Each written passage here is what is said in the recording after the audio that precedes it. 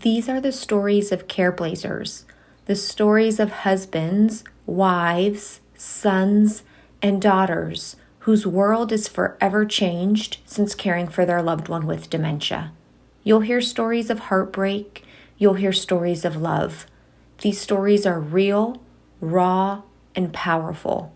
I hope these stories show you you're not alone, and I hope they give you some inspiration and help as you go through your caregiving journey. Sally, thank you so much for being here today to share your story with other Careblazers. Can you tell us a little bit about yourself and who you care for? I am a daughter, a sister. I've got 6 siblings. I'm a wife to my husband for 33 years now, and we've got 3 children and 2 grandchildren. Before I got married, I had gotten a teaching degree and served in the Peace Corps. And then after I got back from the Peace Corps, I worked as a botanical illustrator for a while at A&M University in College Station and taught school, and then married and took an 18-year maternity leave. Went back to work when our oldest went to college to help pay for college. And I'll just dive right into the whole dementia thing Yeah, because go for it. unknown to me, that's when it started, was about the time our son went to college. Well, he was in college. And so in 2009, my husband, who was a very solid provider for our family, just always worked at the same job 10, 15 years, only moved because we decided to move as a family. He was fired, and they immediately felt bad because they loved him. He'd worked there 15 years and they loved him, and they came in the very same day and said, forget it. But I knew that we kind of needed to have a backup plan. And so he started kind of looking for work, but he wasn't really taking much action. So I started looking for a job, and I actually got one. It was a long ways away. We had moved from Michigan to Texas. He was from Texas. Our son was in college in Texas, and we got a job through his best friend's mother who worked at the university. So I got a job. It was wonderful. It helped the kids get through college. And he moved down after our house sold, which was about 3 months. He was about 3 months behind us, and had a real difficult time with the whole job search process. Very hard for him. I helped him. I didn't quite understand why it was so hard, but I helped him as best I could. He got a job. It lasted a week. So then we started again. He got another job, and this time it lasted a year and a half, but my husband was an accountant by trade. This time, a month in, which was when they finally said, okay, you're on your own now. You need to be able to do this by yourself. He called me quite desperately and said, you've got to come and help me do payroll. And I'm going to lose my job. And I went down there, and it was just, computer stuff. And he had taught me how to use the computer way back when it was C-prompt and all this stuff to log in, And so I went down and was able to figure it out just from the notes that he'd gotten from his boss. And I made him very careful cheat sheets to do it from then on. Week after week, he called me desperately to come and help him do payroll. He managed to stay there for a year and a half, but in 2012, they were very kind and gracious. I had gone back to college and gotten a master's degree at this time, during this time, and they waited until I graduated before they let him go. Wow. I think they really did that out of kindness. Anyway, so I had a degree and was able to get a better job and provide for our family at that point. But he lost his job, and they were very kind and helped me with the kinds of things that they were seeing at work. I had seen things at home, and he got a raise at work. I was like, well, he must be doing okay at work. We'll come to find out he was not. And they were just trying to keep him on. But anyway, So they were very kind, helped me to get him on disability. And by the way, that would be one of my number one advice is when you see things happening. I'll just kind of do that right now. Yeah. Number one advice on all this is before you pursue anything, if they're not so far gone that you can get tested and pass a test and get him on or her on insurance, life insurance that will help pay for all of the costs that are going to come. We didn't have that. We don't have that. And that is huge for people because then they can afford to have a caregiver come in and help and it's paid for and also all the bills, we did not have that. The other thing is seek to get them on disability. I was able to do that pretty early on. I had coworkers that said, do it, get on with it, do it. And I was able to do all that on my own and get him on disability. But the one thing that I wasn't told and didn't do is that when he turned 65, I had a good job and he was on my insurance. And so he automatically went on Medicare, but I didn't sign him up for anything extra because it wasn't on my radar.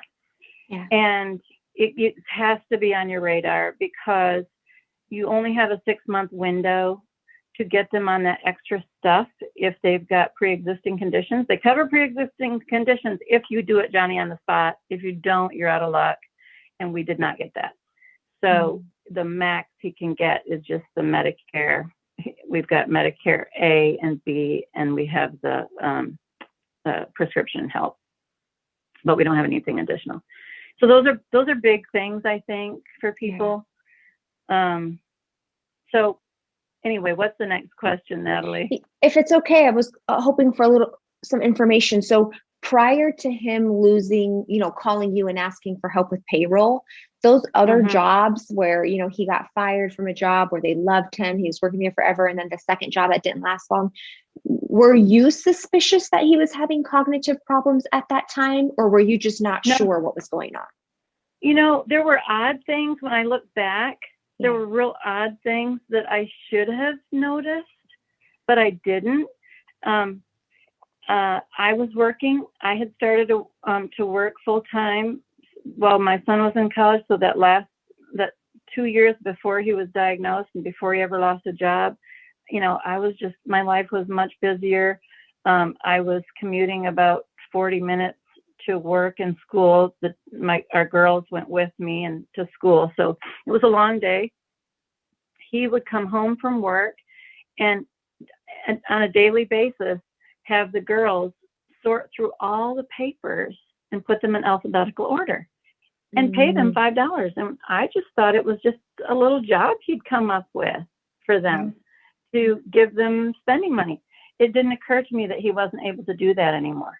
Wow. So that was one thing.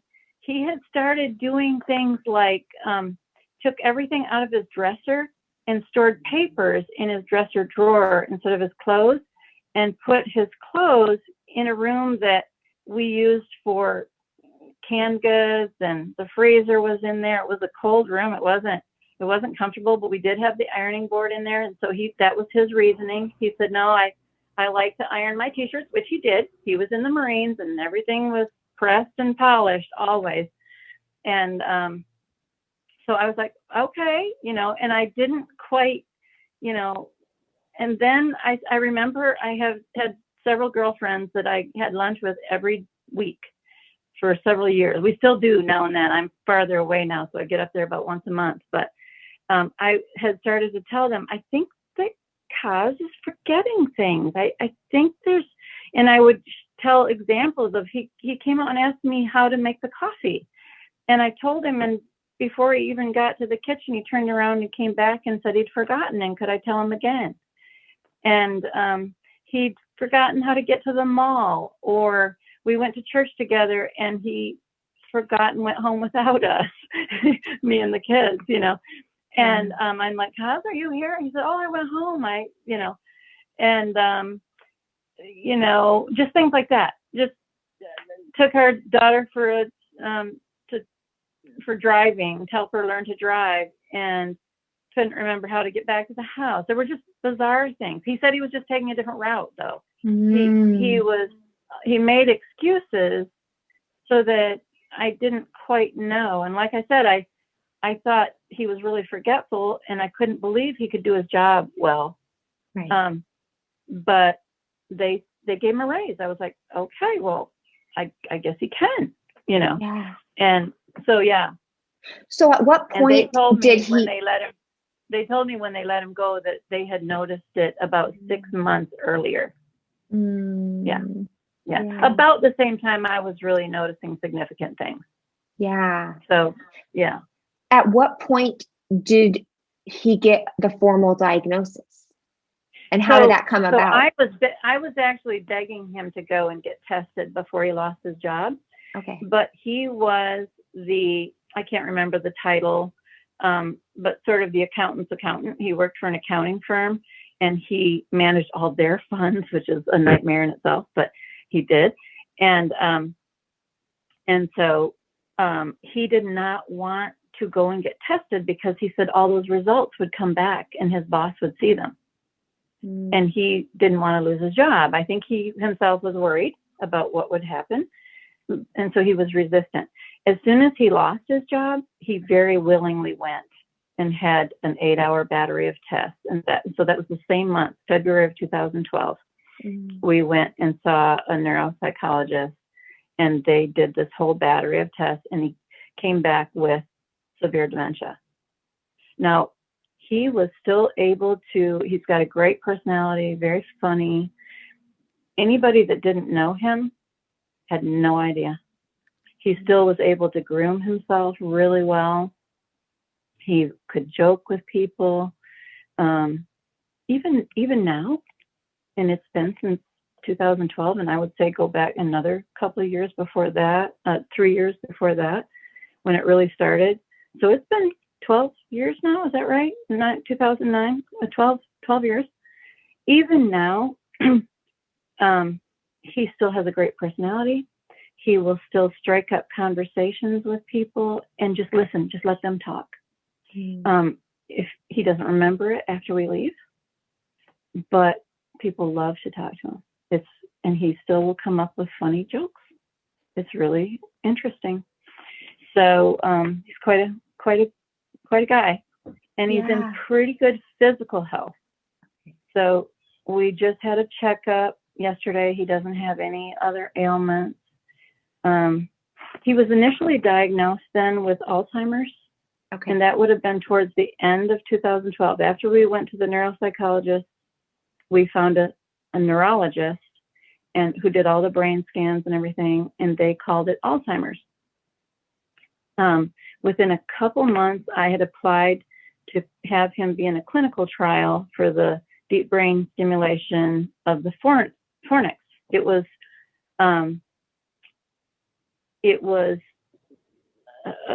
something that was done several years ago. You may have heard of it. And DBS is used for Parkinson's for years and years and years. And they had sort of happened on connecting it to a slightly different spot in the brain, and it triggered some memory. And so they decided to do this clinical trial for Alzheimer's. And thank goodness my husband didn't have Alzheimer's, because those with early onset Alzheimer's, and he was only in his 50s at the time, late 50s, those that did have Alzheimer's, actually their death was hastened by the. But he was diagnosed with Alzheimer's, you said? Yes, they initially? called it Alzheimer's. Okay. Initially, it was called Alzheimer's, and we got him into this clinical trial. We left our youngest daughter in high school. She was a senior, and we moved to Florida, and we were at Gainesville. For the trial? For the trial. Okay. For the trial. Wow. So I got a job at the University of Florida for the year, and he was in this trial. And thankfully, he had what helped me out in a trial. There's the real deal, and there's it was a double-blind or the control study. group. Yeah. So he actually didn't get the treatment. Maybe he was in that group. He had the device put in his brain, so he had the whole brain surgery, because what they said was, look, if this is a good thing, we don't want you to miss out. So everybody gets the equipment, but half the group won't be turned on and half will. We were sure was. And I think what it is that everybody got the equipment tested initially, and it was incredible what his brain could remember when they were turning on that stimulus. He remembered things from 20 years earlier, being in somebody's house, and he could see all the pictures on the wall, and he remembered the temperature inside the room and out. But they didn't actually turn it on, right? No, they did turn it on just to test the equipment. To test that it was working. Okay, got it. So for like 48 hours or more, he was just high. All the memories were just flooding. And I actually think just that one time on and off did help him. Just kind of gave his brain a little boost, and then it was turned off and left off for a year. By the time a year had gone by and it was time for it to get turned on, they had gotten very quiet about everything. And I said, well, can you put it at optimal levels? And because when they were testing it, they were testing for optimal levels, the initial test, before he was, not part of that first group. And at that, they were just like, well, what are optimal levels? And they were very vague about everything. And I was never told the results of that test. I learned about it just doing my own research online, that it was not approved, and that people with Alzheimer's actually fared worse with it. So they eventually told you that he was in the group that it wasn't turned on? We were told that after the year, and it got turned on. We were told that but what we weren't told was that it was not a successful trial, and that other people with Alzheimer's hadn't fared well. So they actually came to the conclusion that he did not have Alzheimer's, and they weren't even sure he had dementia. Because he always tested quite well. Yeah, really horrible to think that they how did you even on his brain. Yeah. So in order to be in the study, you had to be on certain medications for dementia. You had to have had the diagnosis. And then they did their own whole battery of tests. And they had neurologists and neuropsychologists, and they had all these people doing everything. But Kaz always did quite well. He had to be in a certain window. They didn't want anybody that was too far progressed or that didn't actually have dementia.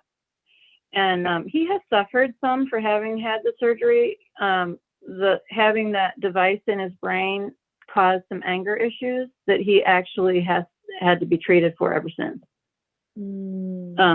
So another word of advice, I mean, I'm all about, helping find a cure, but I wouldn't put my husband in the guinea pig stage too fast.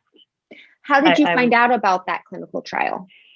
A girlfriend had seen it on a TV show and told me about it. And then I started looking for it online and found it and started making phone calls, and got a call back and said, yes, you passed all the initial qualifications for it. And so I persisted, and they, different places close to us, we were in Central Texas, were already filled up, but they said they have openings in Florida. So we called, and they said, can you come over spring break, which was only a week away? He said, yes. So we went there. They had all the initial tests. They said he qualified, and could he come back and start it with the surgery April 4th. So spring break was in March, and he was in it and started the program in April. Wow. And yeah. And so, it was quite And if I understand correctly, I believe the diagnosis of your husband did change at some point. Yeah, but not for quite a while. So that was in 2013. He had the device put in. In about 2018, I was starting to notice some different things happening. And again, when he got the re-diagnosis, I was like, oh yeah, that happened way a long time ago. But anyway, our family doctor, she's a nurse practitioner, best doctor we ever had. She said, you know, it sounds more like Lewy body dementia to me. And I was just like, you know, and I just didn't even want to go there. We had gone this whole road, you know, all this stuff, and I didn't even want to hear it. And so I didn't listen for about 6 months. But more and more things started to happen where I thought, yeah, I mean, sleep, the act of dreaming, jumping out of bed, going after a fish, you know. He was in the Marines, all of a sudden starting to have fights in the Marines, and kicking and punching and hitting. It became quite scary for me at night. And I actually slept with my hands over my face every night. And I had done that for about a year before I finally moved to a different room. He started to have hallucinations. And actually, I left my wonderful job. I was the director of instructional design, developing online courses at a university. And when he started having hallucinations, well, with Alzheimer's, that's a late stage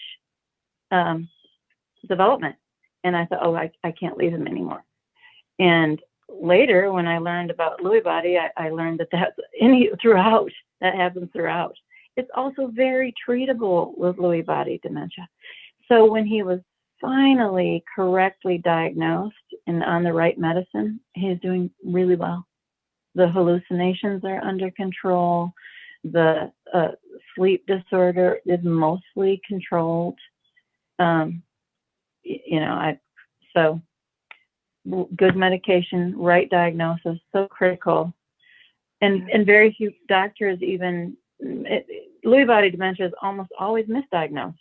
Mm-hmm. And so it's real common for anybody that's going through this to have the same experience we've had. I had my worst nightmare was right before I met you. A couple months before I came across your site, and I can't even remember how it happened, but I'm so grateful. My husband was having he was having anger issues. He was having behavioral issues.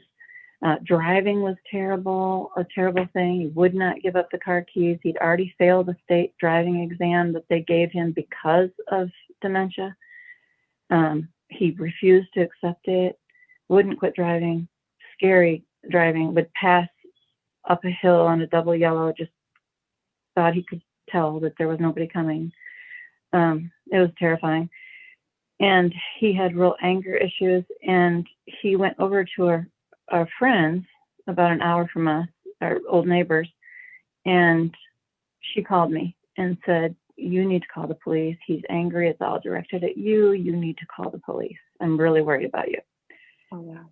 And so I did. I was reluctant to. I did.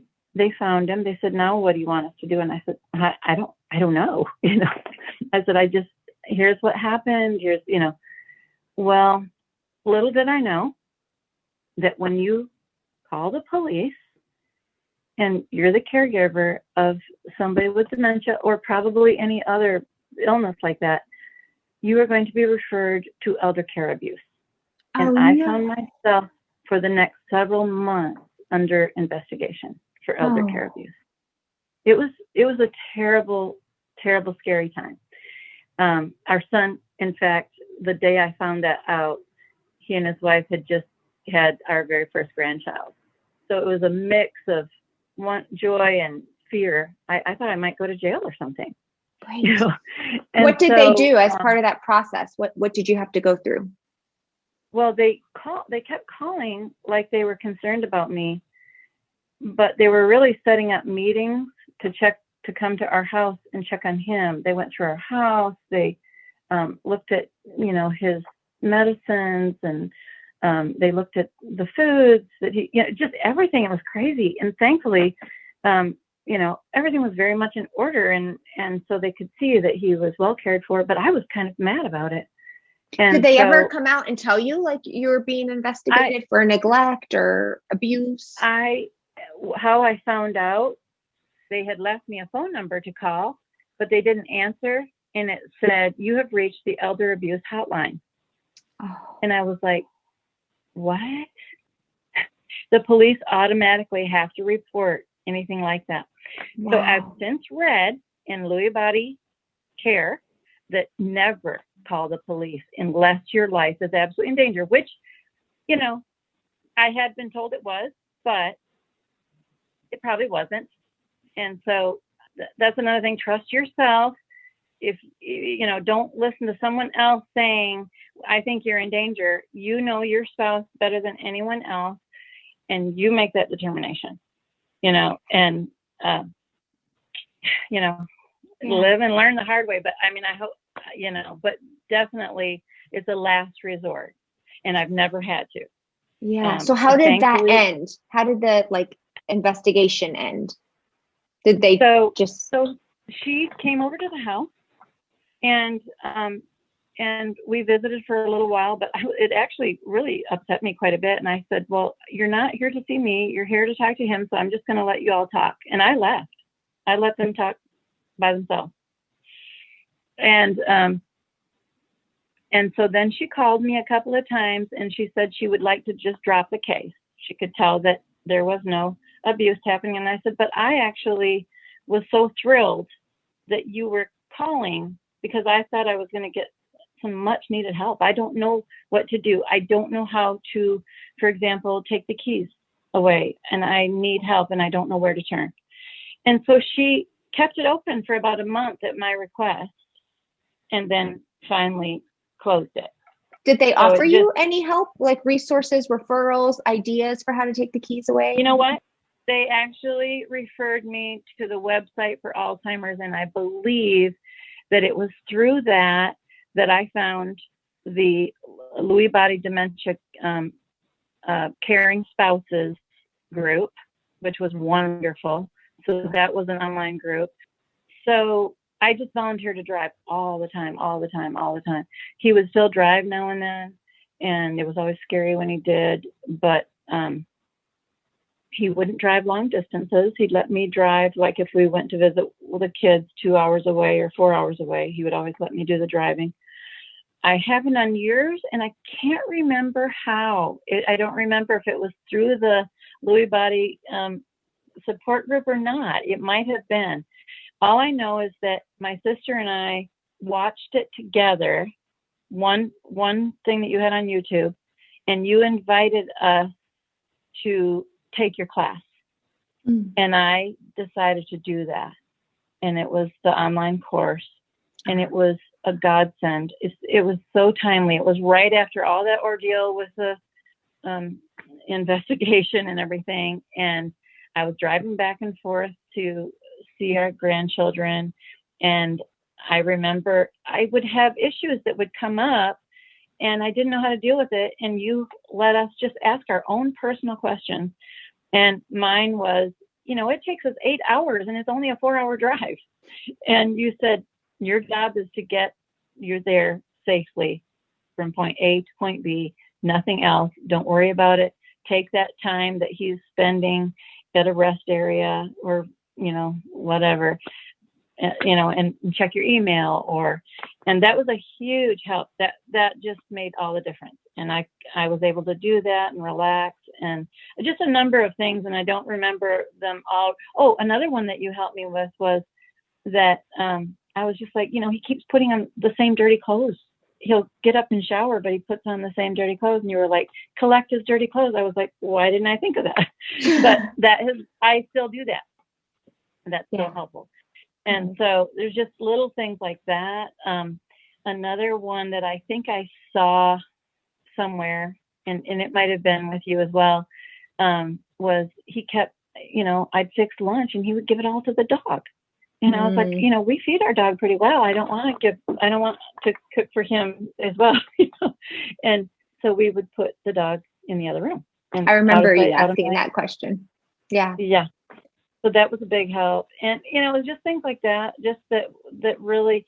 And so I kept thinking I would come back to your class every single time you offered it. And I still plan to when I need to, but it was so helpful that those were the big things, and they were little things, but they were so big. And getting through that really helped me. And Yeah. as time goes on, he's getting sweeter and sweeter. It's really nice. I'm so grateful. So That's great. yeah, we have ups and downs, but Yeah. mostly it's been sweeter and sweeter times. So, That's beautiful. Yeah. I appreciate you sharing your story, and I'm sorry you had the experience you had just with Adult Protective Services or whatever it's called near you. And that is, and I get it. There yeah. are people that are truly abused, and I Yeah. wouldn't want them to be neglected. But wow, that was a nightmare. Yeah. So just something to kind of keep in mind. Yeah. So what would you say, like if for Careblazers watching right now who maybe are feeling the way you were, during that time, just overwhelmed, stressed, frustrated, not knowing what to do, what could you, words of advice, recommendations, that you would give to them?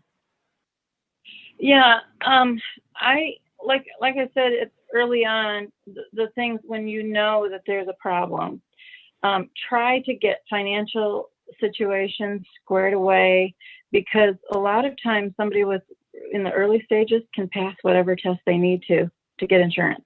Right.